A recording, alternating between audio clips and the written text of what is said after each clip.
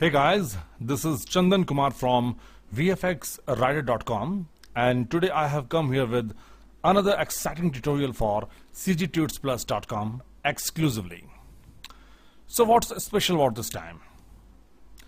As you might have seen in the preview, I'm gonna make a nuke kind of effect in 3ds Max with particle flow setup and After Effects. I have used After Effects for compositing task. So let's start and drag a cylinder in the viewport. Maximize the window and let's modify its several parameters like radius and height. Change the height segments to something like 25 or maybe 21 will do. Now select the cylinder and apply the taper modifier onto it.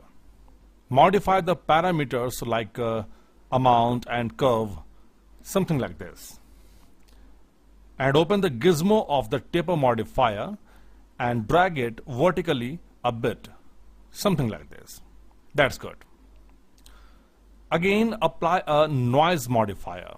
Tweak some values here, like make it a fractal and tweak the values of X and Y, something like this. Down the scale a bit. This makes the mesh a bit jagged.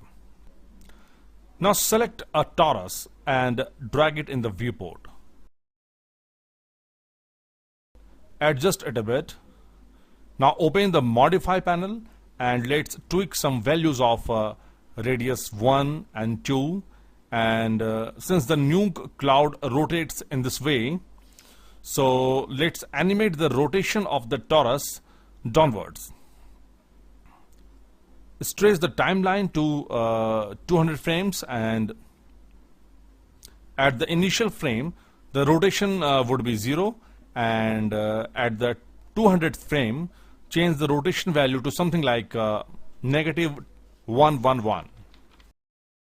That's good. While playing on the timeline you can see the animation. Now it's time to animate the radius of the torus so that the torus expands something like this. You may see it animating in the viewport. That's good. Now select the cylinder and go to its base parameters and let's animate its height a bit, something like this. And now select the torus and let's animate its height a bit according to the animation of the cylinder, something like this. That's good. Play the animation and you can see them animating beautifully.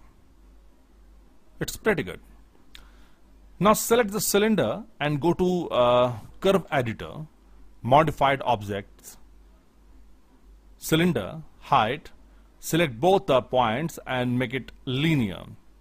And the same thing do with the torus also. Select the rotation points and make them linear. By doing so, the objects will animate uniformly from 0 to 200 frames on the timeline. No easy in, easy out things. Now go to particle systems and drag a PF source in the viewport. Hit 6 on the keyboard or open particle view directly. It opens the particle view window where you can play with the particle settings.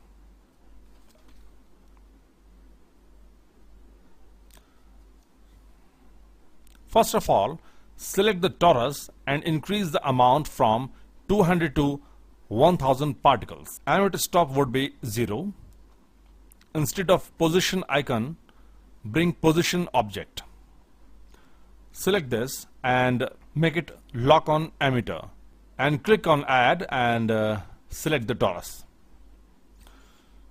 And you can see that the particles are on the surface of the torus. Select the scale and rotation and delete them as we don't need them. You can give the color of particles as white in display. Now go to shape and choose sphere 20 sides. Go to display and choose the type from text to geometry. you can increase the size of the sphere, and more you can choose sphere 80 sides to make it more smooth. One thing more, you can give the random jagged shape to the torus also. First of all, make the particle system off for a while. Select the torus and apply a noise modifier onto it. Change the value of x, y and z, something like this, and you may play with the seed for random values and down the scale value to something like this. Now turn the particle system on once again, and you may see that the shape is a bit jagged. Now you can play with the shape and its scaling values. Play with the size, and you can give some variation also. Now it makes it more better. Now it's time to give some lightings. So drag a target spotlight in the viewport, and by pressing shift and drag, make 2 more copies of this light.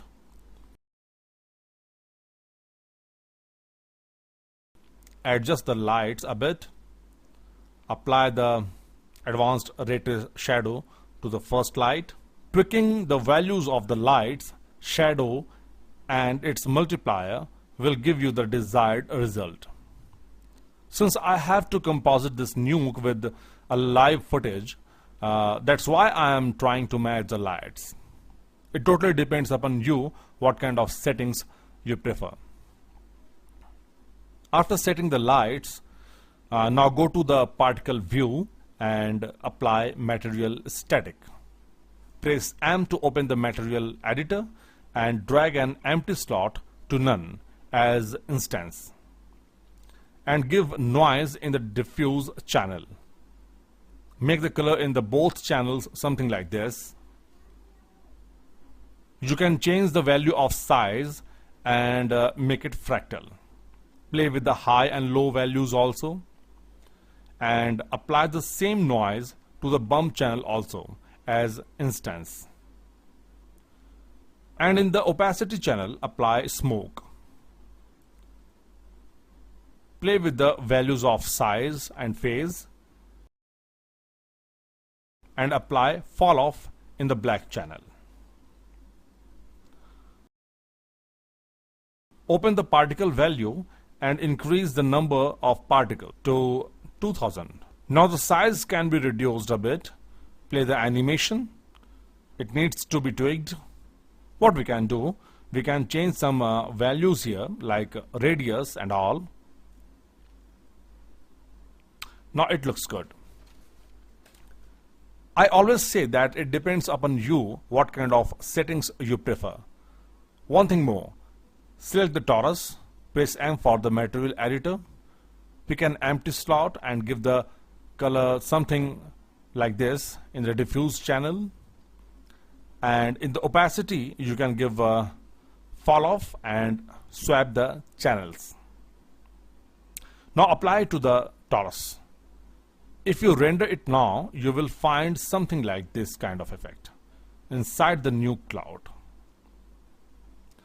Now you can give the same material to the cylinder also. Now in the particle view, go to position object and make the animate shape option on. In this way, you will see that the particles are also animating according to the animation of the torus. That looks great. Now select the whole particle system and by shift and drag make a copy of it.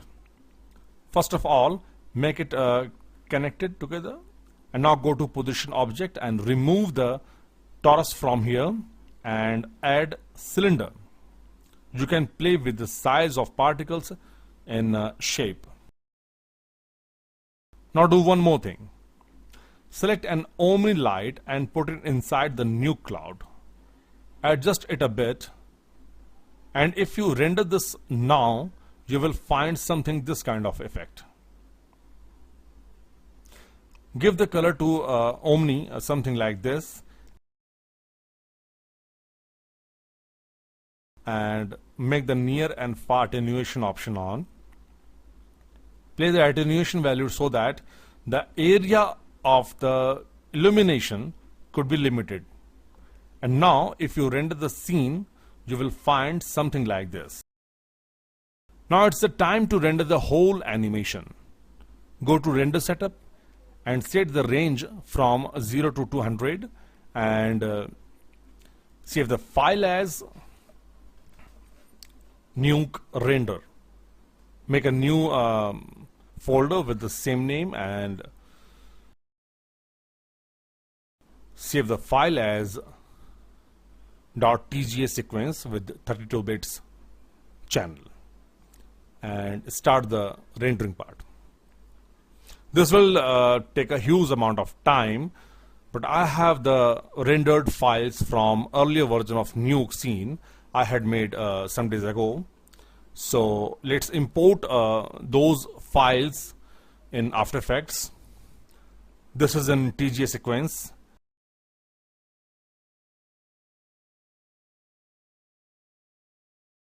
And for the background, I have a footage which I had shot on the terrace of my office. Actually, I had shot this footage for showing an alien ship in the sky, but I'll use it for Nuke purpose. That's why the name shows as alien ship. Drag it to the comp and change the basic color as black.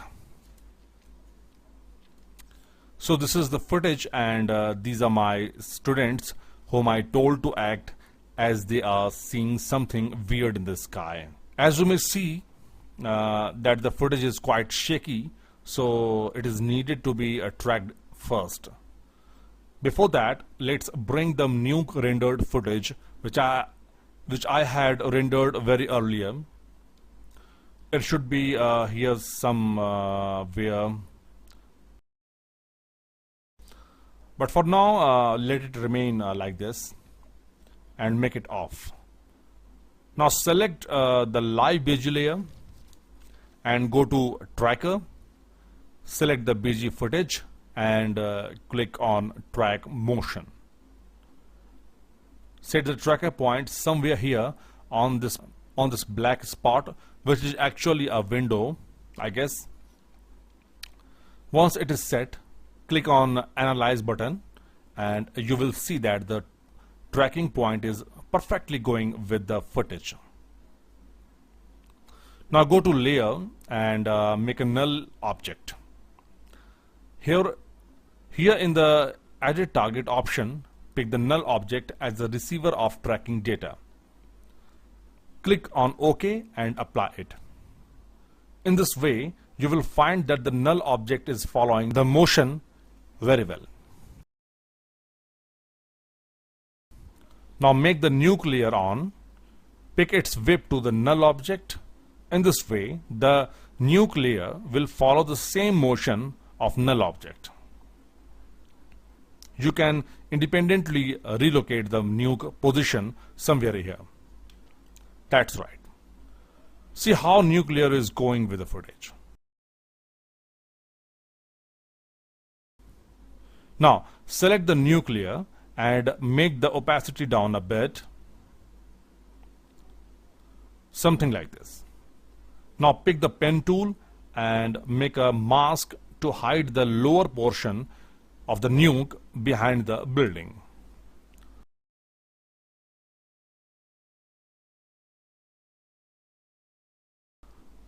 Open the mask and make it inverted and bring the opacity back to 100%. Press F to open the feather control and give a very little feather. That's right. Now some color correction can be made here. First of all, I play with some brightness and contrast value so that it should match with the BG. Options are always open for you to play with the color correction tools. Now make a solid layer and choose the color something edge orange. Down the opacity a bit of this orange layer so that you can easily see the background. Pick the pen tool and draw a garbage mask around here and pick its whip to the null object so that this layer also follows the same motion. At some frames it is going off. No worries. We can always fix it with a little bit of roto work.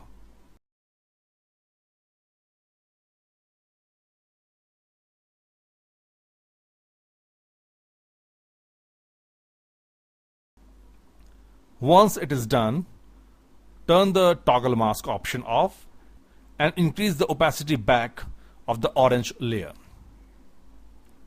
And give some feather also. Now right click on this layer and choose Add in blending modes. It makes it brighter and glowing. Down the opacity a bit and now see. That's pretty good. Now go to Effects, Noise and Grain and give some noise here. In this way the nuke layer will match with the original footage. Again I am saying that you can do lots of things here.